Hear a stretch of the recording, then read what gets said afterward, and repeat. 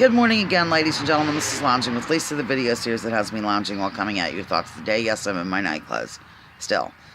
Well, I just did the video 5 minutes ago or something.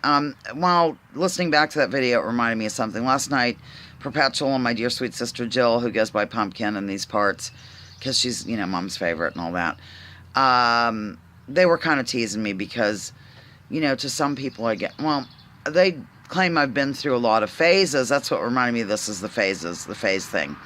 Mainly they were kind of getting on me about the religious stuff because, you know, I used to be a total ardent Christian, and then I converted to Judaism, and now I don't follow any of the Abrahamic religions, vehicles. So they were sort of teasing me about it, and I was just wondering what your view was, because to me, I don't know, I used to kind of feel weird about it too, that I would switch things. It's not like I just, you know, came home one day and said, oh, done being a Christian or whatever. It's because I did a lot of study into the matter, ladies and gentlemen. So I just, you know, feel that I've been a seeker, so to speak, you know, trying to seek out the truth, trying to seek out the reality. And back then, of course, you know, I wouldn't have dreamed of getting rid of my belief in God at that particular time. So I thought I was maybe doing what, you know, God wanted me to do in terms of not sticking with the Presbyterian religion, because from that moment, you know, I was born into that belief system, which I find weird. I don't think you're born anything. I was molded into a Presbyterian, I guess. And then in Houston, I became a Seventh-day Adventist. I'm sure you've heard of them. It's quite a cult. Yeah, and it is a cult. Ben Carson's a member of that particular branch. And then, of course, years later, when I got married and stuff, you know, converted, blah, blah, blah, to Judaism, because I still had the God belief at that time. And then when I really looked into that wholeheartedly, like I had done with the other branches, pardon me, I, you know, couldn't really hang with that anymore at all. So I don't follow any of the Abrahamic religions. And no offense to anybody that does, as you know, I don't want to get on here and go crazy or call you names or any of that stuff. I bring out hypocrisy from time to time, but yeah, and who was it who said we're all atheists in one way or another, like those who don't believe in Zeus, which I kind of do believe in Zeus now, so, you know, OMZ, oh my Zeus, get it, huh? Okay, actually Poseidon, remember?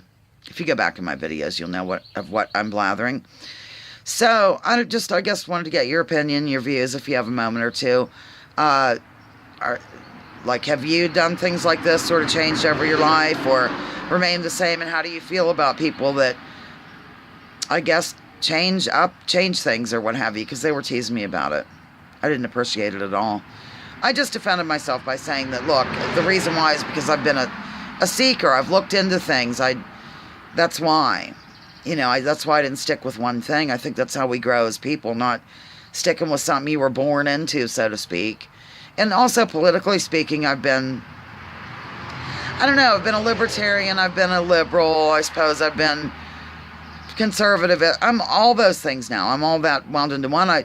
There's libertarian ideals that I really think are tremendous, and there's some liberal thoughts that I think are good and conservative and all that. So that's why I don't label myself anything, ladies and gentlemen, including a religion, because I think it gets you to the point where you have to defend kind of the things that shouldn't be defended, you know? Like if you're a loyal Republican, you're going to go along with all kinds of weird stuff that a Republican president does that you would not tolerate from a Democratic president. And the same goes the other way around. Like when Obama was the president, everybody, you know, had on these rose-colored glasses, and he was the, you know, second coming and all this jazz and could do no wrong. Well, meanwhile, he expanded George W. Bush's wars from 2 to 7, I believe, maybe 8. So where was the media on that? Where were the liberals marching in the streets against war at that time? This is why, once again, I must beg of you to do a couple things. Drop your political identities and focus on issues and helping other people.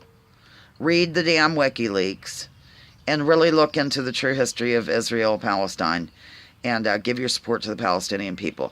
With that, I am signing off. I'm getting a message from my schoolmate, Richard. Lounging with Lisa. The video series has been lounging. We're coming at you with thoughts of the day.